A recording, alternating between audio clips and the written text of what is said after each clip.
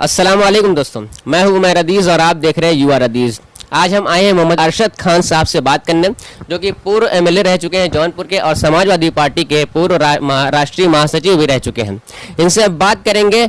ये अभी के वर्तमान के अगर इनकी बात करें तो ये अभी के मदर टेरेसा फाउंडेशन के संस्थापक हैं। इनसे हम बात करेंगे कि क्या वाकई में mother Teresa foundation, mother Teresa की जो सोच थी, जो उनका बिहेवियर था गरीबों के प्रति, क्या उसी पर काम कर रही, या फिर मदर टेरेसा का बस नाम मदर टेरेसा है। अगर मदर टेरेसा की बात हो गई है तो उनके बारे में थोड़ा जान लेते हैं। मदर टेरेसा का जन्म रोमन एम्पायर में 1910 में हुआ था और 1947 में उन्होंने भारत की नागरिकता ले ली थी। 1970 आते आते वो गरीबों और असहायों के लिए मदद करती थी और इसी में वो फेमस हो गई और 1997 में उनकी मृत्यु हो गई। अब बात कर लेते हैं मोहम्मद अरशद खान साहब से कि ये जो मदर टेरेसा फाउंडेशन में अभी संस्थापक हैं, क्या ये संस्था उन्हीं की सोच पर काम कर रही है या नहीं कर रही है। तो अरशद खान साहब, ये मदर टेरेसा फाउंडेशन जो इस समय फाउंडेशन एक है जो मदर टेरेसा के नाम पर रखी गई है, क्या उन्हीं की सोच पर काम कर रही है या फिर बस एक फाउंडेशन बना दिया गया? हम लोग चूँकि राजनीति करते हैं और राजनीति से हटकर हमने मुल्क का माहौल देखा बहुत ख़राब हो रहा है। दिन ब दिन मज़हब की बुनियाद पर ख़ास तौर से हिंदू और मुसलमानों के बीच में नफ़रत पैदा की जा रही है। तो नफ़रतें कैसे घटें, उसके लिए काम क्या किया जाए। बड़ी दुआ किया, अल्लाह से कोई रास्ता बताइए और सोचते रहे। तो फिर जहन में बात आई कि खिदमत की बुनियाद पे और तमाम कौमों की भलाई की बुनियाद पर अगर हम काम करें तो मोहब्बत और भाईचारा पैदा कर सकते हैं। क्योंकि आप अच्छी बात करें तो भी लोग खुश होंगे, लेकिन अच्छा काम करें तो और खुश होंगे। कोई बीमार हो जाए उसे देखने जाएँ तो खुश होगा, लेकिन उसकी 10 रुपये मदद कर दें तो और खुश हो जाएगा। तो इसलिए हमने mother Teresa foundation mother Teresa के नाम पर बनाया 2009 में। और ये मुसलमानों की आम सोच और परंपरा से हटकर है, क्योंकि पूरी दुनिया में मुसलमानों की एक आदत है कि ज़्यादातर जो तंजीमें बनाता है इस्लाम के नाम पर, मुस्लिम के नाम पर या किसी अपने मजहबी पेशवा के नाम पर बनाता है, दूसरे लोगों के नाम पर जल्दी कोई तंजीम नहीं बनाता। लेकिन जो मुल्क का माहौल है, सारी नफ़रतें मुसलमानों के ख़िलाफ़ हैं, इस्लाम के ख़िलाफ़ हैं। हम किसी भी बड़े से बड़े अच्छे मुसलमान नाम हमारे पास हैं, उनके नाम पे तंजीम बनाते तो गैर मुस्लिम कौमों में वो बात हम ना पैदा कर पाते जो मुल्क का माहौल है। इसलिए मदर टेरेसा से अच्छा हमें कोई नाम नज़र नहीं आया था जिनकी बुनियाद पे हम तमाम कौमों को इकट्ठा कर सकें। इसलिए हमने इस सोच के तहत मदर टेरेसा फाउंडेशन 2009 में बनाया और आज माशाल्लाह पूरे मुल्क में मदर टेरेसा फाउंडेशन काम कर रही है। बनारस में भी 200-300 लोगों का संगठन है। इसी तरह हर ज़िले में, पूरे देश में 4 स्टेट छोड़कर जहां हमने खुद नहीं बनाया, जम्मू कश्मीर, मिज़ोरम, नागालैंड और त्रिपुरा, बाकी पूरे देश में मदर टेरेसा फाउंडेशन काम कर रही है। और बड़ी तादाद में हिंदू, सिख, ईसाई, बौद्ध, पारसी, जैन, दलित, आदिवासी हमने जोड़ा है। अभी जब एक बार लॉकडाउन आया तो बनारस से लेके, लखनऊ से लेके, हमारे जौनपुर से लेके पूरे देश में हमारी 15,000 से ज़्यादा टीमों ने ज़रूरतमंदों को खाना, राशन, दवाएँ उपलब्ध कराया, जिससे मदर टेरेसा फाउंडेशन काफ़ी पॉपुलर हो गई। यानी लॉकडाउन पीरियड में पूरे दफ्तर बंद थे, लेकिन मदर टेरेसा फाउंडेशन का दफ्तर चल रहा था और कम से कम 5 टाइपिस्ट अपॉइंटमेंट लेटर टाइप कर रहे थे। इतनी भीड़ थी जुड़ने वालों की। और आज भी 400-500 लोग पर डे पूरे देश से जुड़ते हैं, जिनके आईडी और फ़ोटो हमारे पास आते रहते हैं, लोग जुड़ते रहते हैं। ये शौक़ पैदा हुआ। उड़ीसा में समझ लीजिए 1000 से ज़्यादा वर्कर हैं, जिसमें 10-12 मुसलमान हैं, बाकी सब हिंदू, दलित, आदिवासी हैं।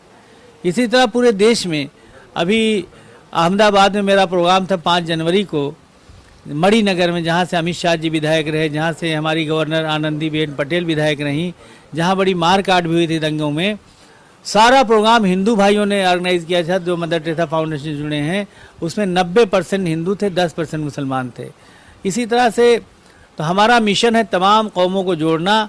और ख़ास तौर से हम इस देश के मुसलमानों से कहना चाहते हैं कि सारी नफ़रतें इस्लाम और मुसलमानों के ख़िलाफ़ हिंदुस्तान में पैदा की गई हैं, पैदा की जा रही हैं। उन नफ़रतों को ख़त्म करने के लिए मुसलमानों को मैदान में आना होगा और हिंदू, सिख, ईसाई, बौद्ध, पारसी, जैन को जोड़कर नफ़रतों को ख़त्म करके इस मुल्क को मोहब्बत और भाईचारे का गहवारा बनाने का काम मुसलमानों की ज़िम्मेदारी है। उसको हम बखूबी निभाने की कोशिश कर रहे हैं और उसमें कामयाबी भी मिल रही है। हमने अपनी कमियों पर नज़र डाली कि हमसे क्या कोताहियाँ हुई हैं उसको हम दूर करने की कोशिश कर रहे हैं। और बनारस में भी अभी प्रोग्राम हुआ, एक मदरसे में भी हमने पैगाम दिया, यहाँ भी दे रहे हैं और अभी कई प्रोग्राम लगे हैं। इन 5000 सालों में दलितों और आदिवासियों के साथ बहुत जुल्म हुआ हिंदुस्तान में, और इन 73 सालों में भी लगातार उन पर जुल्म हो रहा है। आज भी उनको इंसान नहीं समझा जाता। हम देश के मुसलमानों से पूछना चाहते हैं, क्या कभी आपने अपने किसी प्लेटफार्म से दलितों और आदिवासियों की लड़ाई लड़ी, उनको आगे बढ़ाने के लिए काम किया, उनको आरक्षण दिलाने के लिए लड़ाई लड़ी, उनको इंसान बनाने के लिए काम किया? शायद नहीं किया। तो दोस्ती कैसे पैदा होगी? हमने मदर टेरेसा फाउंडेशन दलित आदिवासी कोऑर्डिनेशन कमेटी बनाया है। भाई इंद्रपाल सोनकर जी हमारे राष्ट्रीय संयोजक हैं, जो यहाँ पर मेरे साथ आए भी हुए हैं। और हम लोग पूरे देश में दलितों और आदिवासियों की लड़ाई लड़ रहे हैं। उनका आरक्षण 18% था, मुलायम सिंह यादव ने यूपी में बढ़ाकर 21% किया। लेकिन पूरे देश में आरक्षण का कोटा कहीं दलितों आदिवासियों को पूरा नहीं है। इसलिए मदर टेरेसा फाउंडेशन के बैनर तले हम लड़ रहे हैं कि दलितों और आदिवासियों का आरक्षण बढ़ाकर 10 साल के लिए 30% कर दिया जाए। लोकसभा में भी, राज्यसभा में, विधान परिषद में, नगर पंचायत में, ग्राम पंचायत में, न्यायपालिका में और तमाम केंद्र और प्रदेश की नौकरियों में दलितों और आदिवासियों को 30% आरक्षण मिलना चाहिए। हम देश के मुसलमानों का आह्वान करते हैं कि इस लड़ाई को आप लड़िए। इंशाअल्लाह दलित आदिवासी आपसे दोस्ती होगी, भाईचारा पैदा होगा और जुड़ेंगे। आपने आरक्षण की बात की, अगर एक सिंपल सा एग्जांपल लें एडमिशन का। एडमिशन जब स्टूडेंट एंट्रेंस एग्जाम देने जाता है और जो इस कैटेगरी में नहीं आता, आरक्षण की कैटेगरी में नहीं आता, वो भी उतनी ही मेहनत करके जाता है एडमिशन का एंट्रेंस एग्जाम देने, और जो आरक्षण की कैटेगरी में आता है वो भी उतनी ही मेहनत करके जाता है। लेकिन आरक्षण के बल पर उनका एडमिशन कम मार्क्स पे हो जाता है और जिनका आरक्षण नहीं है उनका एडमिशन नहीं हो पाता है। तो ये तो सरासर उनके साथ नाइंसाफी हुई। जो लोग सदियों से दबाए गए हैं, जिनका धन धरती सम्मान छीना गया है, जो दलित और आदिवासी हैं, उनके बाप दादा गरीब नहीं पैदा हुए थे, नाछूत पैदा हुए थे। किसी ज़माने में उनके बाप दादा हिंदुस्तान के शासक हुआ करते थे, लेकिन आर्यों ने उनका धन धरती सम्मान छीन लिया, उन्हें गरीब बनाया, दलित बनाया, आदिवासी बनाया। इसलिए उनके बच्चों को, उनके समाज को आगे बढ़ाने के लिए उनको स्पेशल मराहत देनी चाहिए, ताकि वो भी राष्ट्र की मुख्य धारा में जुड़ें। इन 73 सालों में तमाम कौमों ने तरक्की किया है, लेकिन सबसे कम अगर किसी ने तरक्की किया है तो दलित और आदिवासियों ने किया है। उस आरक्षण के दम पे थोड़ा बहुत लोग नौकरी पा जाते हैं, एजुकेशन पा जाते हैं, नहीं तो वो भी ना पाते। हम उनके लिए लड़ाई लड़ रहे हैं, उससे ज़्यादा देने की लड़ाई लड़ रहे हैं कि क्योंकि हमने देखा कि कमी क्या है उनके पास। 70-80% दलित और आदिवासी देश के हैं जिनके पास खेती के लिए ज़मीन नहीं है, सिर्फ मजदूरी करके जीते हैं, मजदूरी नहीं पाते तो भूखे रहते हैं। उनके मुश्किल से 10% लोग तरक्की कर पाए हैं। इसलिए हम देश में लड़ाई लड़ रहे हैं, भारत सरकार से लड़ रहे हैं, पूरे देश की प्रदेशों से लड़ रहे हैं, सारी सरकारों से हमने मांग की लड़ाई लड़ रहे हैं कि जो दलित और आदिवासी परिवार भूमिहीन हैं उनको कम से कम 2 एकड़ 3 एकड़ ज़मीन दी जाए, और नहीं तो हर दलित और आदिवासी परिवार को आगे बढ़ाने के लिए एक सरकारी नौकरी सरकार दे, और पहले नंबर पर दलित और आदिवासी को दे, उसके बाद ओबीसी को दे, उसके बाद जनरल को दे, दूसरे लोगों को दे। शुरुआत वहीं से होनी चाहिए जो लोग बहुत पीछे हैं। हमें आरक्षण की ज़रूरत नहीं है। मेरी बेटी भी उसमें CPMT में पास हो गई थी, लेकिन सीटें कम थी MBBS की, वो नहीं आ पाई। मैंने उसको BUMS कराया, और इसकी जिनके मार्क्स कम थे OBC या दलित में, उनको मिली। मुझे खुशी है कि दलित और आदिवासी और OBC के लोग जो पिछड़े हैं उनको आगे जाना चाहिए। हमने अपनी बेटी को BUMS कराया, माशाल्लाह सरकारी डॉक्टर है वो। हमने अपने बेटे को BUMS कराया, हमने अपनी हमारी बहू BUMS से सरकारी डॉक्टर है। हमें आरक्षण की ज़रूरत नहीं है, लेकिन जो हमारे भाई बैकवर्ड हैं, हिंदू मुसलमान सिख ईसाई, और जो दलित और आदिवासी हैं, उनको आरक्षण मिलना चाहिए, उनको ज़्यादा सुविधाएं देनी चाहिए, जो उनको ज़्यादा ज़रूरत है, इसलिए उनको देना चाहिए। आपने मदर टेरेसा फाउंडेशन की बात की, बहुत सारी हेल्प गिनाई, यहाँ इतनी मदद की आपने, यहाँ इतनी मदद की, लेकिन इसका फंड का मैनेजमेंट आप कहाँ से करते हैं? हमने जो टीम अरेंज किया, टीम बनाया है, उसकी जहनसाजी इस तरह से किया कि हमारी टीम के लोग अपने दम पर आपस में कलेक्शन करके, आपस में इकट्ठा करके लोगों की मदद करते हैं। आप पॉलिटिक्स में भी रह चुके हैं, पूर्व MLA भी रह चुके हैं, अभी भी हैं, तो इस समय आप समाजवादी पार्टी से जुड़े हुए हैं, और इस समय जो सेंट्रल गवर्नमेंट है वो कोई और गवर्नमेंट है, तो क्या आपको किसी क्रिटिसिज्म का सामना करना पड़ा है अभी तक? देखिए, क्रिटिसिज्म तो अगर कुछ भी कोई करेगा तो उसको लोग करते हैं, उसकी परवाह नहीं करनी चाहिए। किसी का कमेंट क्या है, कुत्ते भौंकते रहते हैं, हाथी चला जाता है। हमें अपना काम करना है, आगे बढ़ना है, और उत्तर प्रदेश में समाजवादी पार्टी की 2022 में सरकार बनाना है। मदर टेरेसा फाउंडेशन की टीम गैर सियासी है, लेकिन हमारे कैडर 200-300 उत्तर प्रदेश के हर ज़िले में है, पूरे देश में है। तो इस मुल्क में सेकुलरिज्म मजबूत हो, हिंदू मुस्लिम एकता मजबूत हो और नफ़रतें ख़त्म हो, उसके लिए मदर टेरेसा फाउंडेशन की टीम बनारस से लेकर पूरे उत्तर प्रदेश में समाजवादी पार्टी की सरकार बनाने में पूरा रोल अदा करेगी। हम चाहेंगे कि उत्तर प्रदेश में अखिलेश यादव जी उत्तर प्रदेश में मुख्यमंत्री बने और ये सरकार जो मौजूदा है, जो किसानों के साथ, नौजवानों के साथ, बेरोजगारों के साथ, दलितों के साथ, पिछड़ों के साथ नाइंसाफ़ी कर रही है मजहब और ज़ात की बुनियाद पर, ये सरकार हटे और आदरणीय अखिलेश यादव जी के नेतृत्व में उत्तर प्रदेश में एक अच्छी सरकार बने। जी, हम तो सवाल कम ही लेकर आए थे, लेकिन आपके जवाबों से कुछ सवाल हमें मिल रहे हैं। जैसे कि आपने राजनीति की बात की और आगे कहा कि शायद अखिलेश यादव जी की सरकार आ जाए। जी, तो क्या वजह है कि लगातार 2 बार से जनता ऐसी गवर्नमेंट को चुन रही है जिनकी आप आलोचना करते हैं? भाई देखिए, ऐसा है कि उनकी नफरतें जीत गई, विकास हार गया। और साथ 2019 में गठबंधन बहुत बड़ा हुआ, सपा बसपा का गठबंधन भी हार गया, उनकी नफरत जीत गई। तो अब जनता जागरूक हो रही है, उसे जागरूक किया जा रहा है और उन्होंने हिंदू और मुसलमान के नाम पर सिर्फ मजहब नफरत पैदा की और इतनी पैदा कर दिया था कि एक कहावत है कि भगवान अपने एक भक्त से प्रसन्न हो गए, कहा बोल मेरे भक्त तुम्हें क्या चाहिए।